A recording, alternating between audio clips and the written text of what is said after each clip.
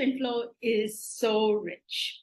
The quiet leaders that we speak to do three things. They examine what they need to do, they experiment with new ideas and skills, and they explain with a clarity of thinking and communication. And that helps behavior change. When you have behavior change, you grow either in a personal level, as a leader, or as a business. My name is Shamini Sudan. Please join us for Leadership in Flow every Thursday at 6 p.m. Malaysia, Singapore time.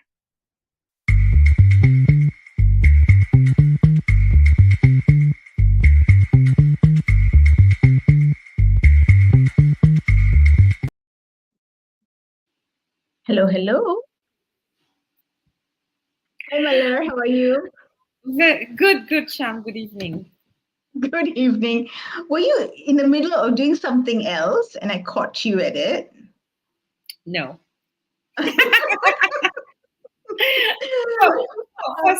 For some reason, I have a very serious energy today. Like I'm not feeling as relaxed as I usually.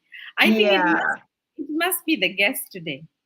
It must be, yeah. It's very nice to blame somebody else. It's usually nice to blame the guest. I won't use the word blame, but rather I feel I need to be in a Zen mode because we're talking about a topic that's quite Zen, which is well-being, right? On one hand, and then you're talking about how to be well at work. So I'm just trying to balance it up, and I think that's affecting my state.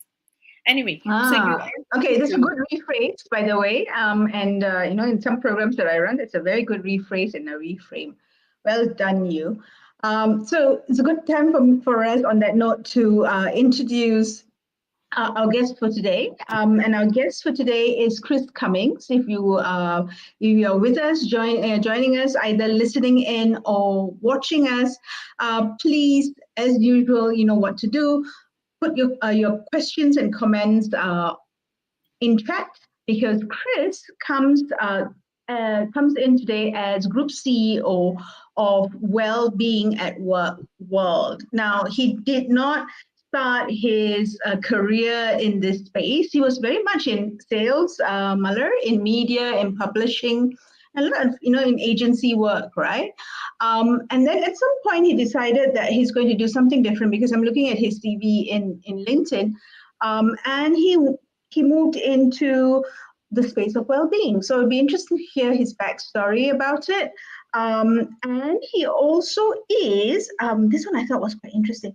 He's the co-founder of Inside Out Awards. It's an award dedicated to those practitioners and leaders in the well-being space. So I'm very excited to talk to Chris today about what he sees well-being, where is it heading in Asia plus globally. Can we bring him on? Are you going to do the honors and bring him on? Okay. It's coming. There he is. Hi, Chris. Hi, how are you? Yeah, thank you for having me. It's great to be here, and I'm more than happy to be blamed for you, Marla. So yeah, but please, you can relax and be zen during this. So thank you so much for having me. You're most welcome. Thank you finally for, not finally saying yes. We said yes, but we just couldn't get our diaries to coordinate and behave themselves, right? So Chris, you're calling in from the UK, from Brighton in the UK. So it's very early. It's not very early in the morning. It's 10 o'clock in the morning, but you had an early start. And so thank you for joining us, and thank you for giving us your 1 hour to share with us and have a chat with us here in Singapore, Malaysia, and Asia about well-being.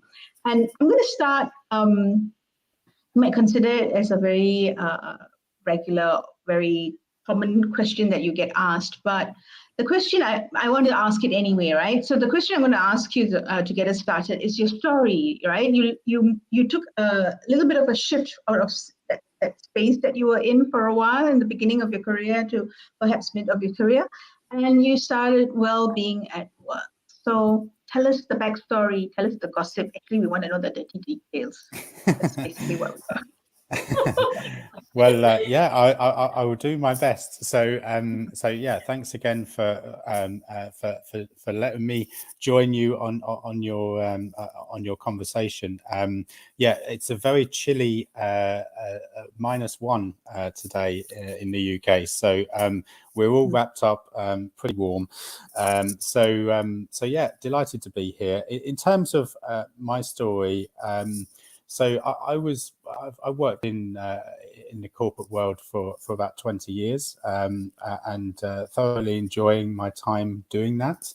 But it was actually my partner's condition, who has anxiety and depression, and subsequently had a really poor treatment at work because of that condition. And I obviously saw what happened at home and in our personal lives, and that sort of motivated me really to explore what I could do in a very small way to try and change the workplace and in particular leaders' attitude and organisations' approach really to well-being at work and mental health. So I quit my corporate job, and I wanted to bring a group of leaders together from organizations. We had some amazing passionate leaders join us at that first gathering in the UK, and really start to bring some of that evidence-based information, insights to the wider corporate world as to why we should really focus in on well-being at work and the benefits behind that. So you know, our ultimate aim is to make well-being a strategic priority in all organizations around the world. That wasn't how it started. I just wanted to try and change 1 or 2 workplaces in the UK at the beginning. But what happened is the conversation really mushroomed globally. More and more multinationals came to our gathering in the UK, told their colleagues internationally, and we started to bring that movement to other parts of the world. So we now take place in 8 geographical regions across the world, including in Asia, in Singapore. And it's really exciting to see, obviously, the last 2 or 3 years, that conversation really accelerate and the action within organizations really develop. If there's one silver lining from what we all went through with the pandemic, is I think it really elevated this conversation. So yeah, you know, I'm keen to make the world a better place, in the workplace in particular, and I can't do that alone. So having wonderful people like yourselves in our network to help further that message is wonderful.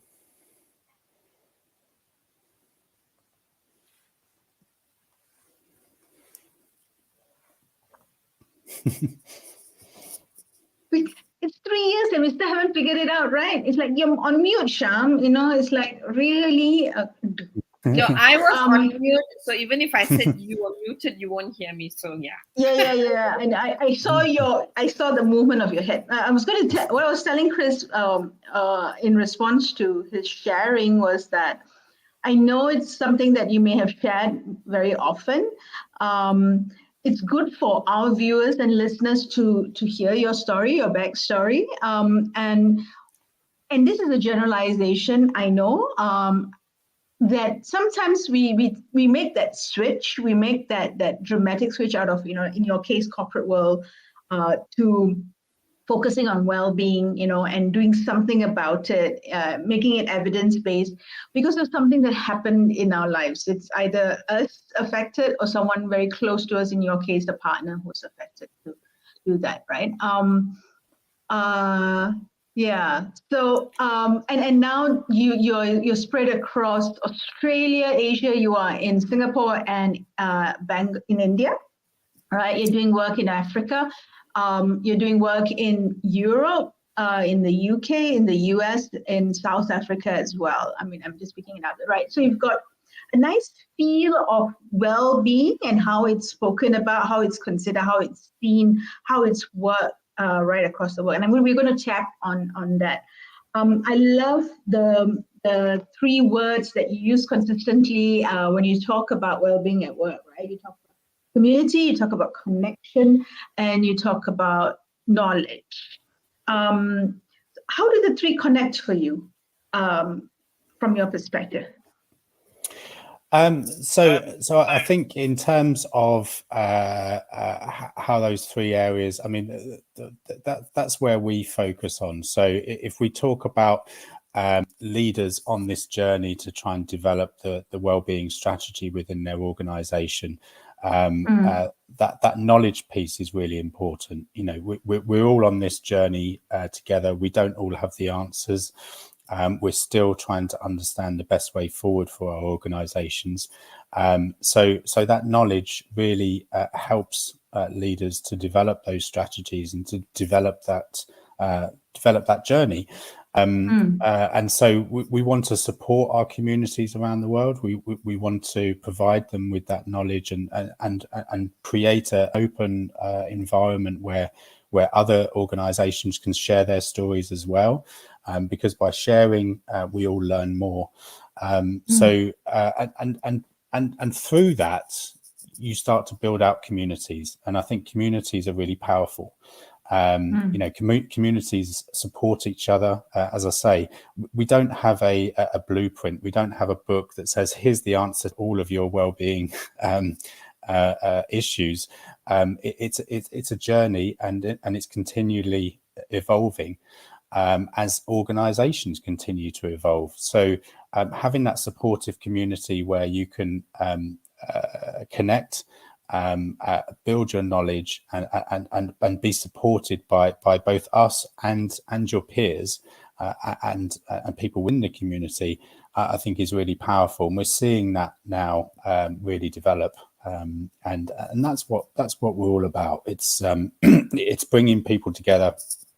We're sharing best practice and hopefully having some positive outcomes off the back of that. Nice.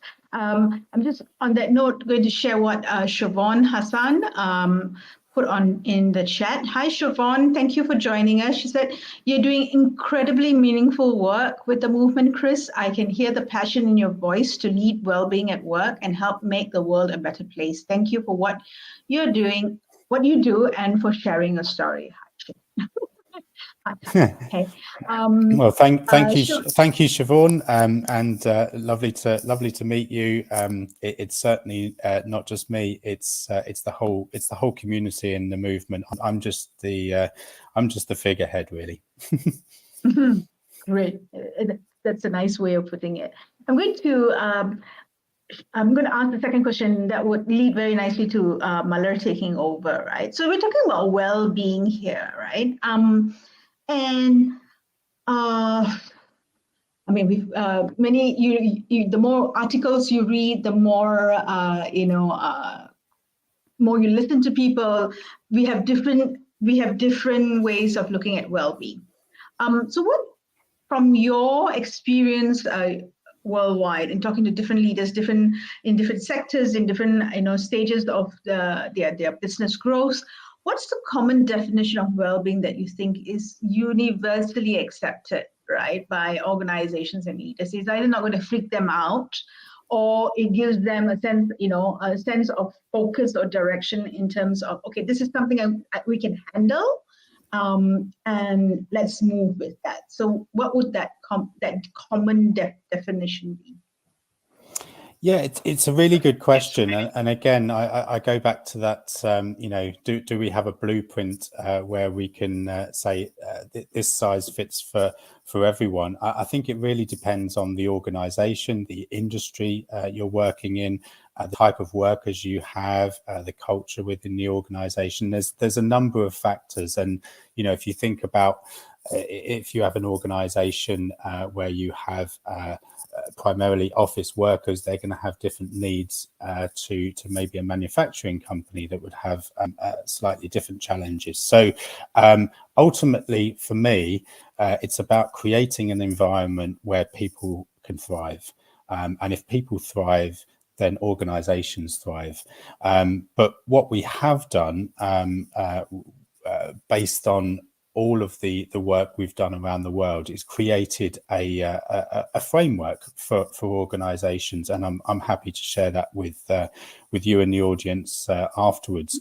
But we've identified, and this is based on conversations we've had with our global advisory group over recent months, and also what we've heard at the summits, and we've identified 6 key areas that organizations should focus on to really create total well-being in our eyes. And you know, there's many organizations who will have pillars around financial well-being, mental well-being, physical well-being, and they're great, but they are focused really on the individual. And I think this framework that we've developed is more organizational. So the 6 key areas would be leadership. So if leadership are on board, then everything trickles down, and leadership can, you know, from everything from setting the tone, creating the culture, and I know we're going to talk more about leadership as we go through this webinar, so I can go into a bit more detail on that. Connection is another area. Now, we've all had a huge change in our working lives over recent years. Connection and how we can create a sense of belonging and connection, because workplaces are communities. They're communities of people that are driving something together, whether that be a product or a service. So that connection piece is really important. Equity is our 3rd area. Everyone needs to feel a sense of belonging and be in a safe space. So equity, diversity, inclusion, belonging is a key area to our well-being. Personalisation is our next area, and this sort of goes back to what I was talking about before. You know, we're human beings, we're complex creatures, and we all have different needs. So having that one-size-fits-all well-being strategy may work for some parts of your organisation and some people within there, but it doesn't work for all. So that personalisation, I think, is going to become more and more important for organizations. Purpose, I think every organization and every employee wants to be linked to a purpose within their organization, and by being in an environment where you're really connected to that purpose means you will thrive. And our final one is the environment. So and this covers 2 areas really. The environment you're working in. Are we in an office or are you at home? You know, that's really that can really influence our well-being. But the wider context, what are we doing about the wider social environment? And I think that's playing a key role now across the world as a focus for people to really feel like they're linked to something much bigger. So those would be the 6 areas that we feel organizations should focus on. Some organizations are doing really well in 4 areas, but might have 2 areas that they want to focus on. Others might want to look at one particular area, but we feel that if you can get those 6 areas really working well, then you can create a really strong well-being strategy within your organization, and people can thrive. Okay, let me make sure we've got it. I got it right. So I can put it down on chat for people to read. So it's leadership, it's connection, it's equity, it's personalization, it's purpose, and the 6th one is environment. That's it. Yeah, and happy to share that. We've got like a framework that we use that, and we're happy to share that. Nice. Hello, over to you. You're muted, Dee. Thank you. Thank you for saying it.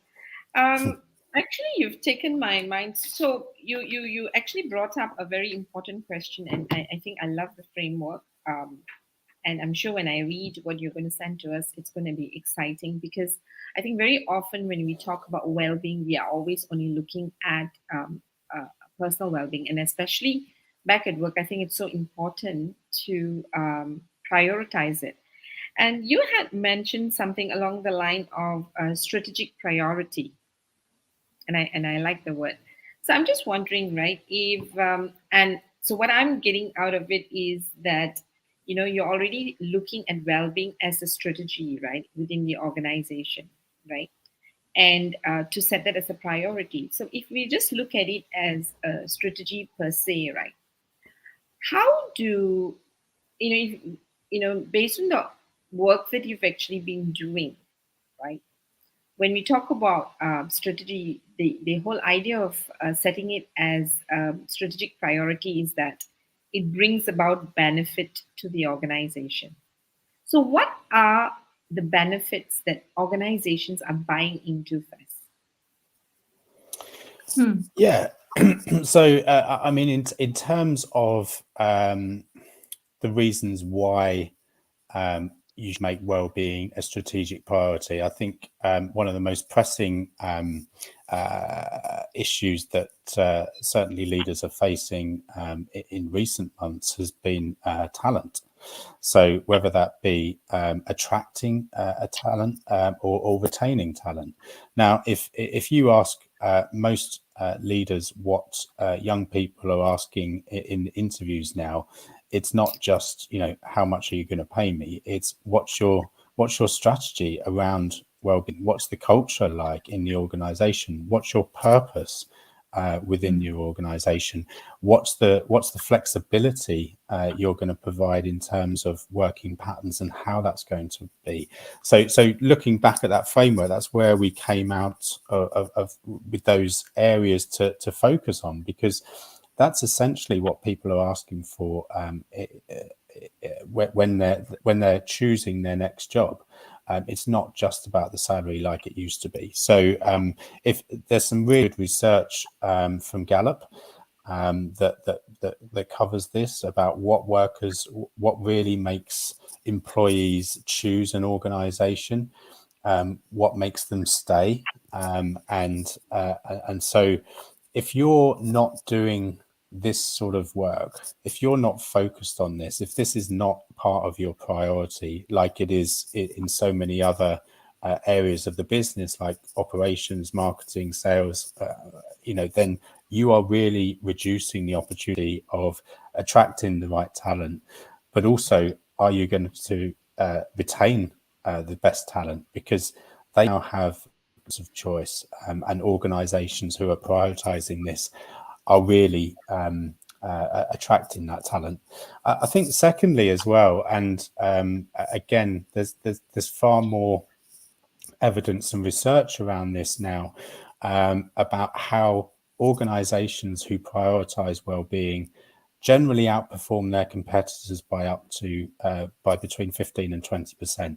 So if the bottom line is the only reason you want to do this, then the evidence shows that you will perform much better as an organization. You will be more profitable as an organization, because when employees are in flow, when we as humans are in flow, when we're performing at our best, when we feel comfortable, when we feel in the right place, when we're linked to the purpose and we've got great leadership, we will perform so much better. I've been in toxic environments where, in my previous life, in corporates, where I was in toxic environments and I didn't perform well. And now that I'm in an environment that is allowing me to be myself and supporting my well-being, I'm performing the best I possibly can, and so is the rest of the team. So I think it really does work for the bottom line. I don't think that should be the only reason you do this. There's many other reasons why you should focus on well-being, but if it is all around the P&L, then the evidence suggests that you will perform much better. Nice.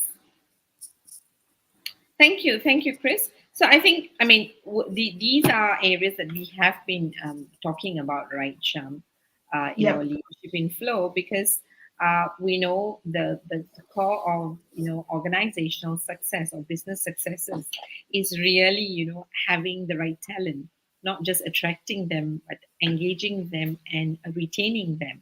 And that would mean that in our language, being at optimal performance and being in flow state. Thanks for saying that, right? Now, just now you did mention about strategic priority, right? So I'm just wondering whether I've understood this correctly. If an organization sets well-being as a strategic priority, right? Am I right in saying that when we set it as a strategic priority, right? What we will see is the framework that you shared with us, which means that, the strategic priority will show up in leadership, in connection, in equity, personalization, purpose, and environment. Did I get that right? Yeah, so those 6 areas are what we believe are the areas that you should focus on to achieve the ultimate well-being at work. If we want to go in through the detail of that, I'm talking about every touch point. So, when we talk about leadership, how are leaders communicating externally and internally? Are we prioritizing the health of our people? There was a number of CEOs who spoke openly during the pandemic, saying the health of our people is our number one priority. And so, that shouldn't be the case just during the pandemic. It should be the case all the time. So what procedures, what cultures are we creating in organizations that promote healthy environments? Do we place equity as a strategic priority in an organization? Are we monitoring that in our annual reports? Some companies are now actively promoting these numbers. So that's the sort of thing that I mean by strategic priority. It's every touch point within an organization. So, you might think of onboarding when a new employee comes on board. What during your onboarding process is well-being part of that process? Do you talk openly about the well-being, making sure that you as a new employee feel really welcome, you feel supported, and you feel able to speak up if you are overworked and stressed? Because those cultures that where people can speak up, then things can be about it. So it's every touch point within an organization, and if we get that right, then you can see the real flow, as you say.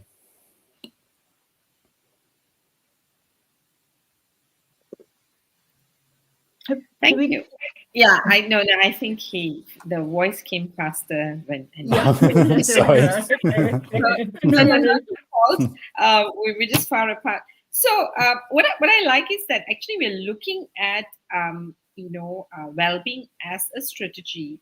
And when you talk about touch point, it sounds to me like we're setting a well-being culture, and we're looking at all the things that we need to do in terms of checkpoints to make sure that it's aligned to make well-being the outcome, right?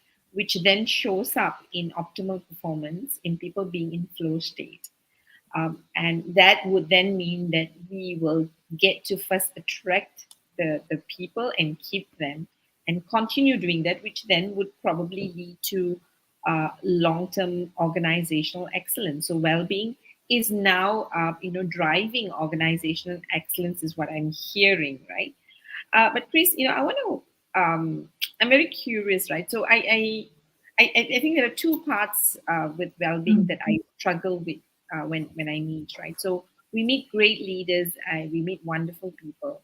This is a very nice piece of conversation. It's a nice. It creates Feel nice good. feeling. Yeah, it's a feel-good topic, right? I'm looking after my people. I care for my people, right? On one hand, we can say all the right things. But I often find leaders really struggling with having to really care for people, which means that I don't overwork them in whatever that means, right? Because we're looking at really having some time to rest and recuperate, right? And in some cultures, we are so used to work addiction, right? Working with lean resources, with minimal resources, additional hours. That's been the culture, right? So on one hand, we're saying, I care for you, right? And we introduce ideas like, a life, quality and stuff like that on one hand. So we're doing this.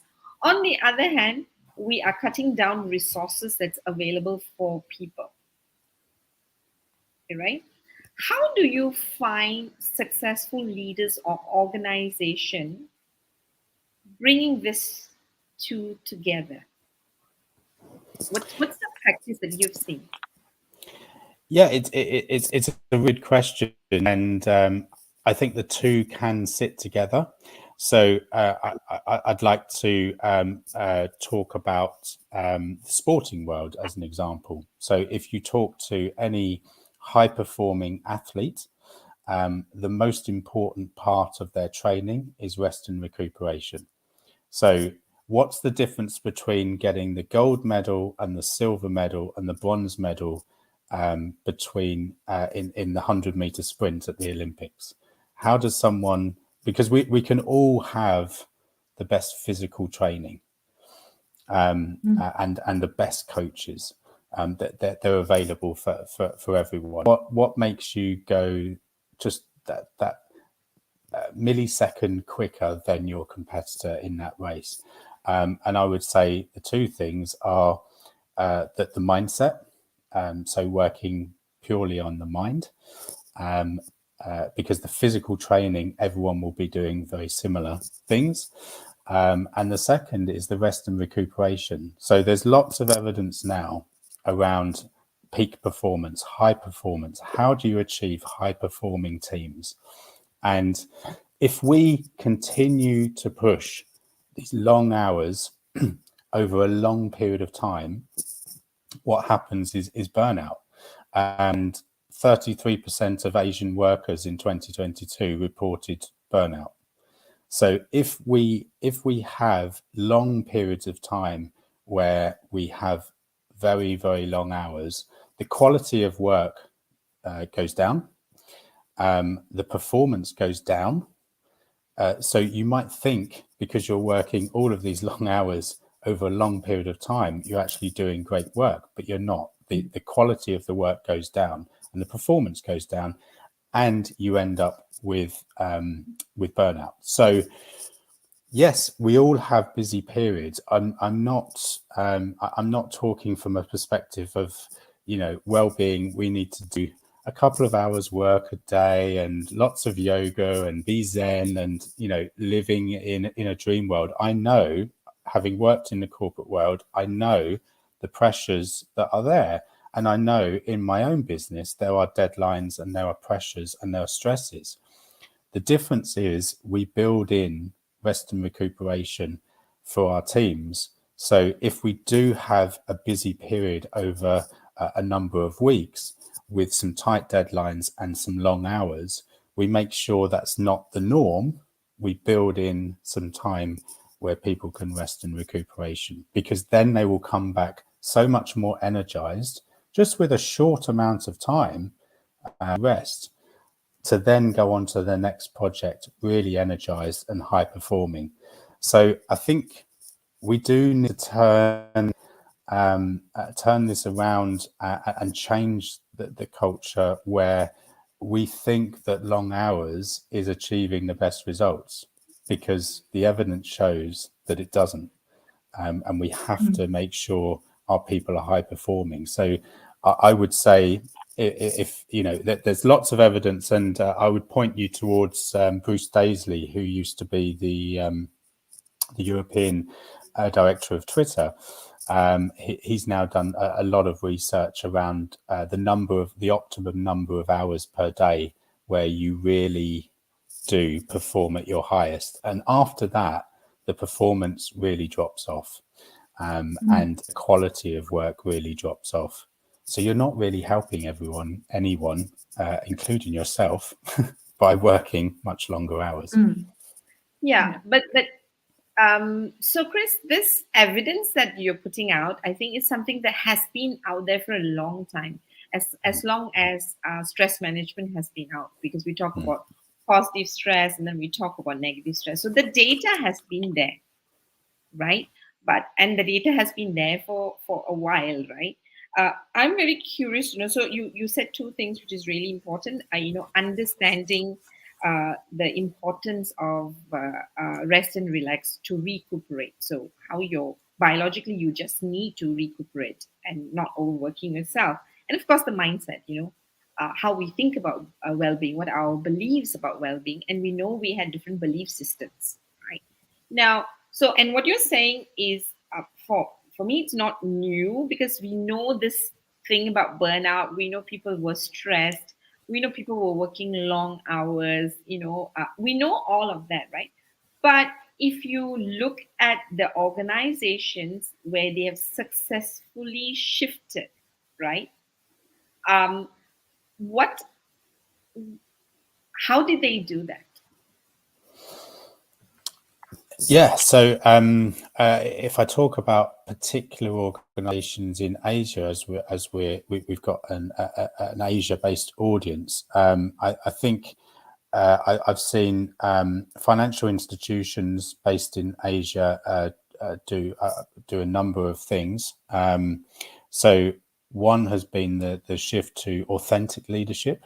So from the top, the leadership have spoken openly, and set the tone for a culture that is supportive of their employees. Now, of course, there's a job to be done. There are risks to be hit. There are targets to be hit, and so be it. And it's a fast-paced environment in the financial world. But that recognition that actually, if we push people too far, we will end up having so many people off with burnout and sickness that actually it's not worth it, because by pushing people that far, you end up with a really reduced workforce, and you're not going to be able to be as productive. So I think there's been a couple of really good examples from financial institutions where they've really focused in on developing their leaders and setting the tone across the whole organization to ensure that people are fully aware, and that line manager level as well, to really look after the teams, to make sure that if one is showing signs of burnout or poor mental health, that prevention piece, doing something before it's too late, is really important.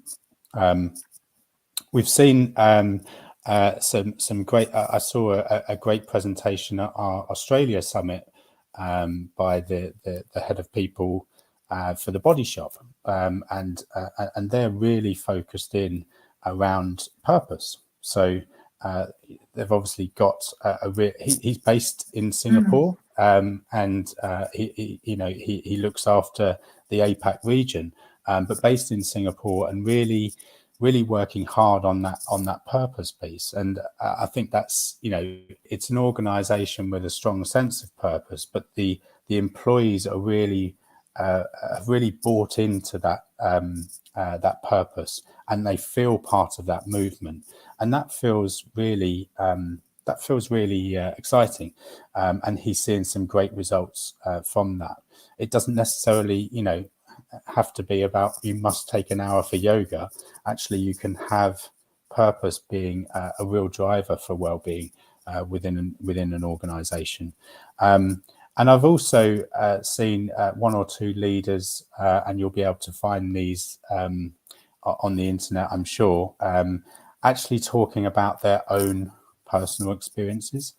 And we've seen that in Asia, and they've spoken openly about their own journey.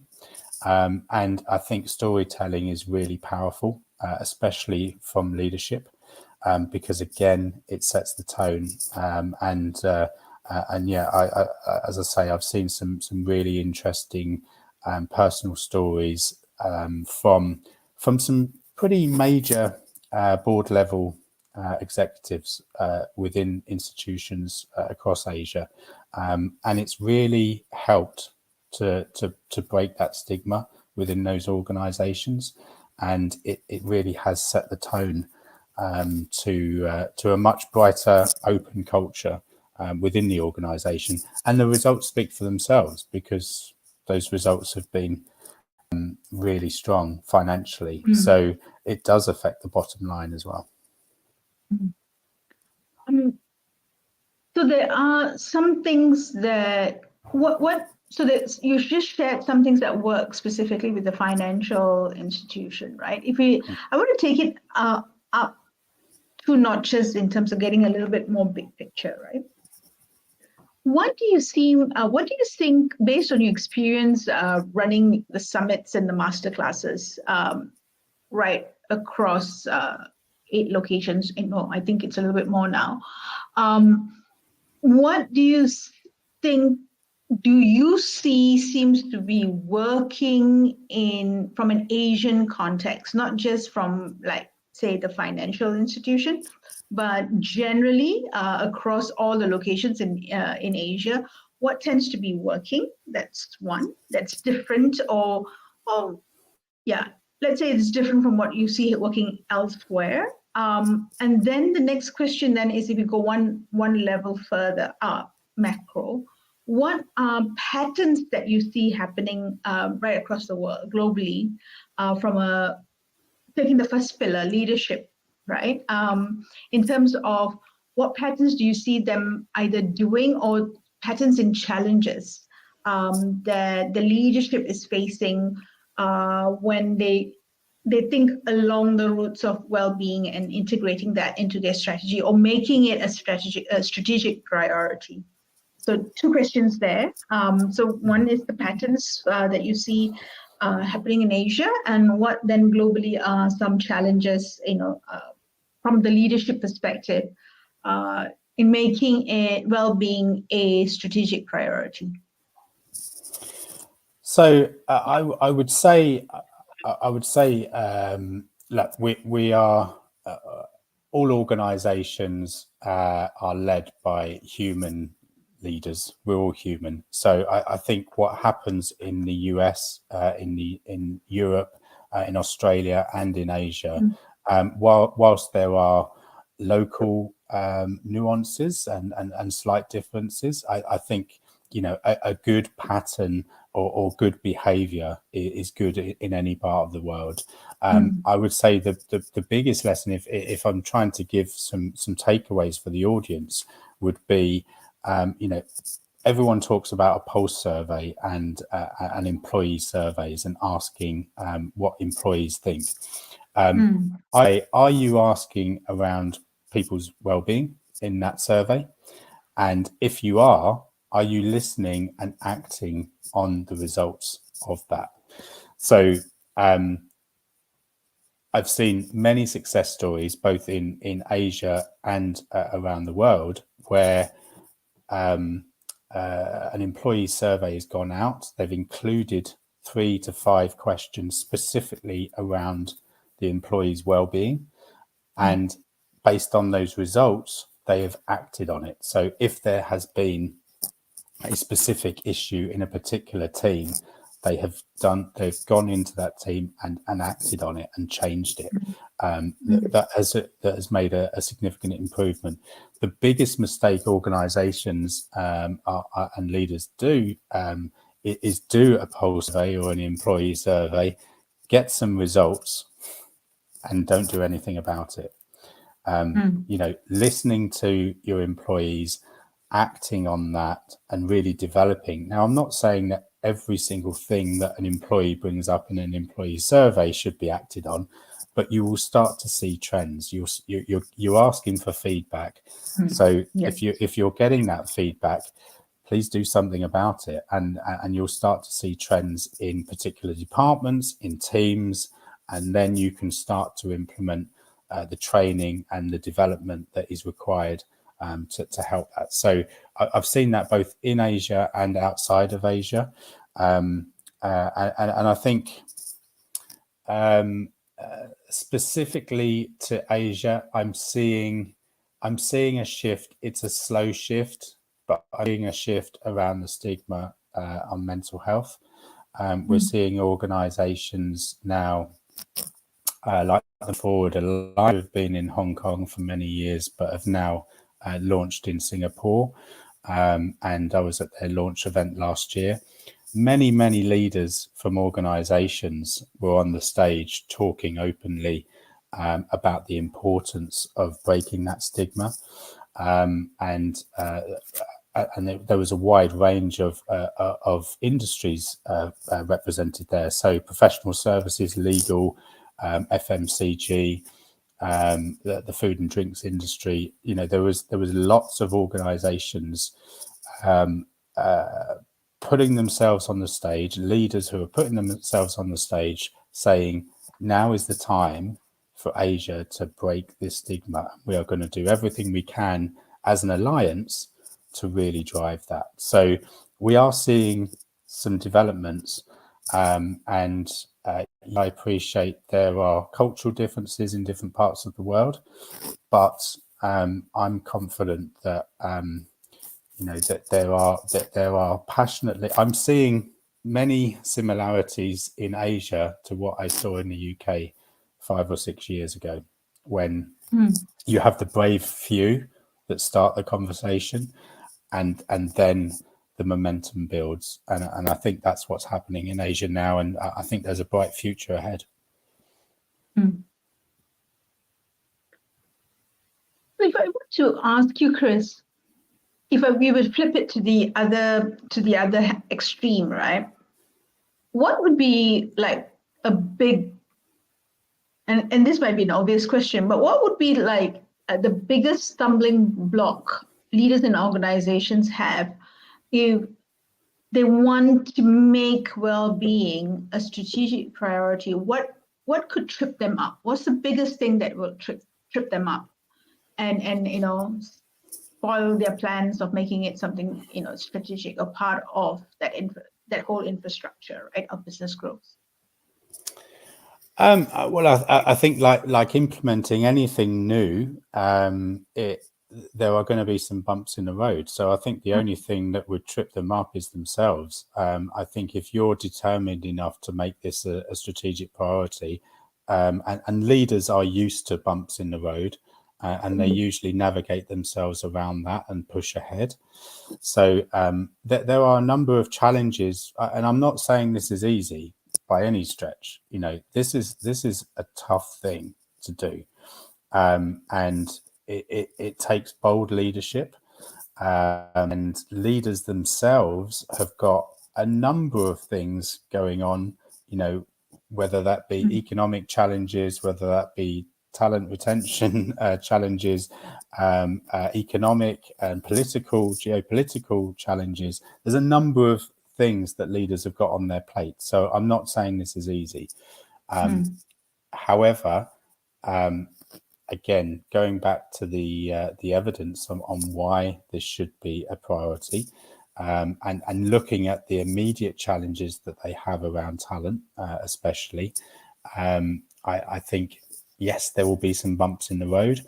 Yes, the finance director might question the investment, but you know, I think as leaders, push ahead, gain the evidence that you need, look at what other organisations and your competitors are doing, and push ahead with this, because you will see the performance increase. As I say, 20% forming your competitors who don't do this, and ultimately, my view is it's the right thing to do.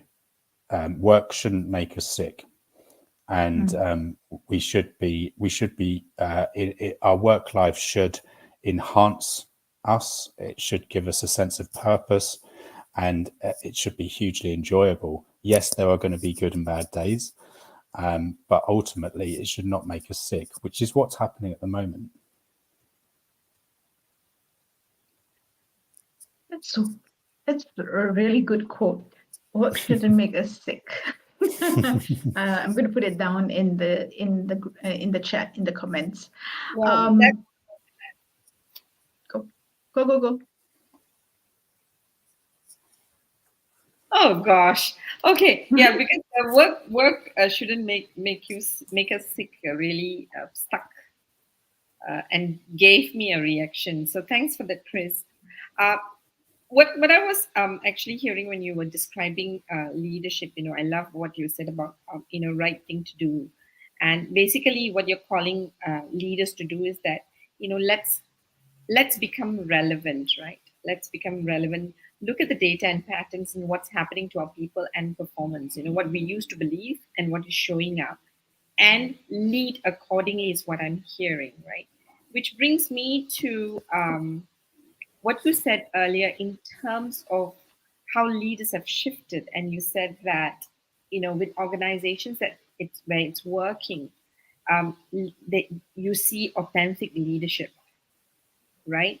So, yeah, and of course, I have my own definition of authentic leadership, but, help us understand what do you mean by authentic leadership, one, right? And yeah, help us understand what do you mean by authentic leadership, as a style that actually strategizes well-being. Yeah, I think look, the skill set and what organizations across the world are looking from their leaders has shifted. I think we've seen that a lot over recent years, and the expectation from employees has changed as well. So if we go back many years ago, when I first started working nearly 30 years ago, my boss would be banging the desk and demanding that, this is how we do things here. It hasn't changed. It's all very quite aggressive, and that was the skill set and the culture and what leaders were told to do, really. And this is how we do it here. I think that's shifted. Of course, there are still leaders in that mold, but I think if you look at the news this morning, Jacinda Ardern from New Zealand, Prime Minister, stepping back, and bringing that authentic self to a leadership role. And we see that with some great leaders. I personally think she's a great leader. I think she's been her authentic self throughout. She's principled, and she's done a great job, and is leaving on her terms, because it's right for her and her family. But for the last 6.5, 7 years, I think she's done a great job. Now, to me, is authentic leadership.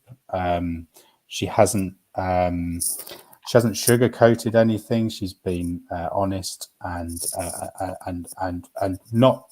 Sometimes people aren't going to agree with your your policies or the direction. But she's shown, I think, really strong leadership in an authentic way without banging the desk like my old boss used to do. Nice. Well, I'm her ardent fan, and I think when I actually when Shamini told me about her resignation, and I read, and when she said, "I don't have enough in the tank," I think that spoke very loudly about what does it mean to be real, right? Because when we realize that we are running out of energy to give our best self, then what is the right thing to do? So while she seemed to be making the right choice for her as a leader, she's also making the right choice for people, because you did mention about doing the right thing. So as leaders, we know what is the right thing that is required for the people who make us successful, right? And what we do, we tend to do is that we tend to go another way, right? Even though we know it's not right. I mean, if people are getting sick because of work, we know that's not the right thing. If we know, if we know people are not having enough time with their families, we know that's not the right thing, right? So there are a lot of things that we know is not right, but it will take leadership courage, and like what you said, staying real with the issues at hand to actually deal with it. So I think fantastic. I think that's where I can see authentic leadership sitting in, and that becomes important, to be real, to deal with real issues that's coming through in today's working world, and what people need.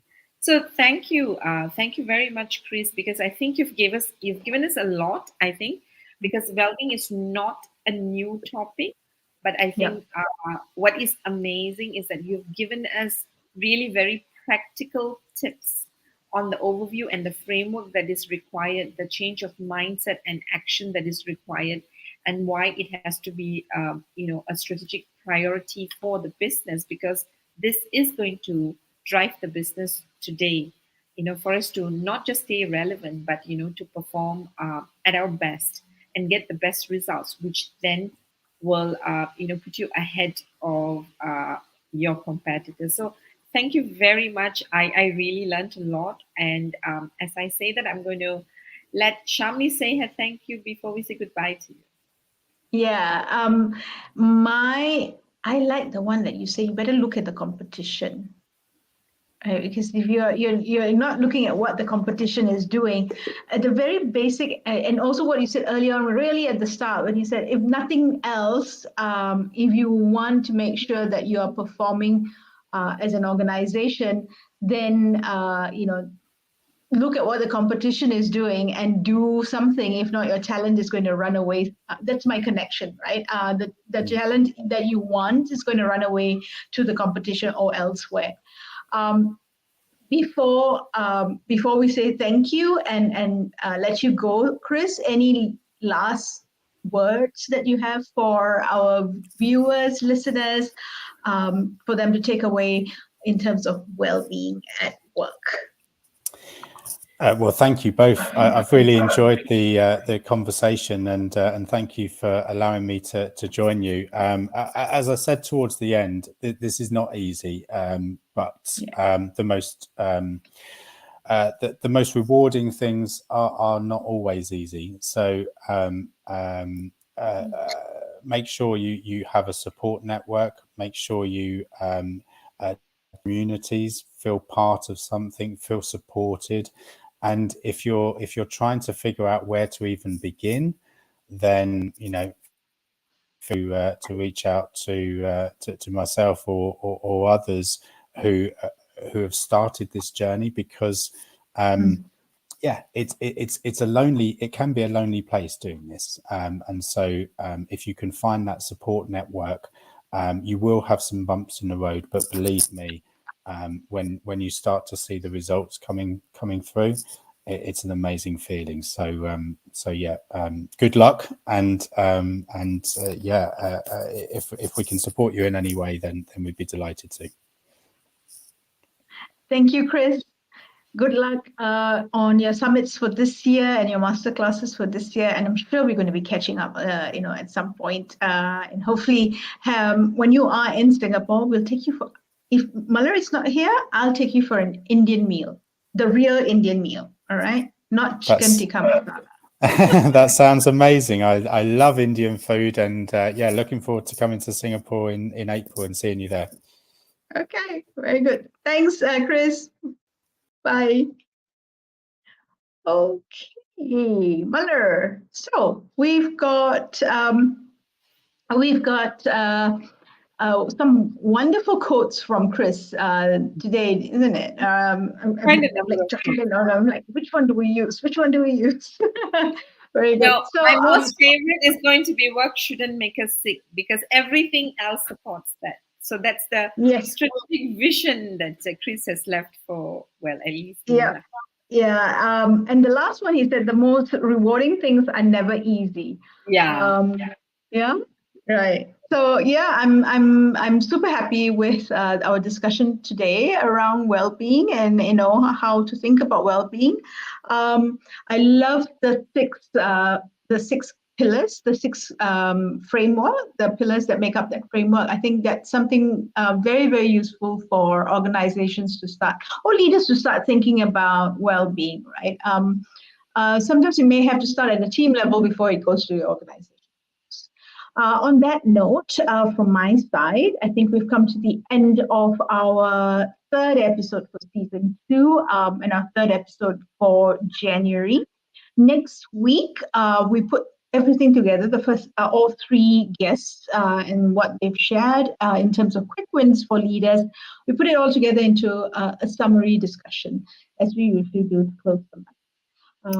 So on that note, I'm going to wish you all a good evening and hand it over to Muller to say bye-byes. So, this is bye-bye from Kuala Lumpur, Malaysia. So thank you for joining us in Leadership in Flow Asia. And we hope to bring you more relevant topics to, for us to all live better lives. As we do that, remember to subscribe to our YouTube and Spotify and connect with us on LinkedIn so that we can bring you more relevant topics and speakers. With that, this is Muller signing off. Bye. Have a good evening.